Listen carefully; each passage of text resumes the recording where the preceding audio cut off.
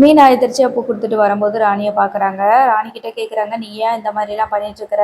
பணத்தை எடுக்கலைன்னா எடுக்கலைன்னு சொல்ல வேண்டியதானே? அதுக்காக நீங்கள் வந்து ஏதோ மனோஜ் உங்ககிட்ட தப்பாக நடந்துக்கிறது மாதிரி நீங்கள் மாதம் மாதம் பணம் கேட்டு மிரட்டிட்டு இருக்கீங்களாம்ல. அது போக கடையில் இருக்கிற எல்லா ஃப்ரிட்ஜு வாஷிங் மிஷின்லாம் ஒன்று ஒன்றா வாங்கிட்டு இருக்கீங்களாம்.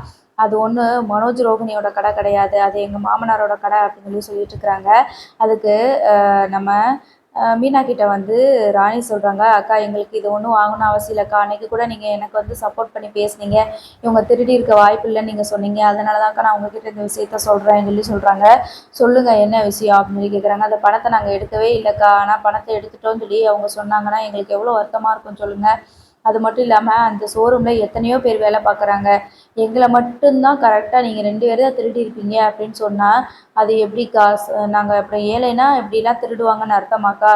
நாங்கள் நேர்மையாக உழைச்சி சாப்பிட்றவங்க தான்க்கா. இப்போ வரைக்கும் நாங்கள் இந்த மாதிரிலாம் எந்த தப்பும் பண்ணது கிடையாது. அவங்க பண்ணதுக்கு நம்ம திருப்பி பண்ணணும்னு நினச்சி இப்படி பண்ணிகிட்ருக்கோங்க்கா, அவ்வளோதான். அது மட்டும் இல்லாமல் அந்த பணத்தை எடுத்தது ரோஹிணி தான்.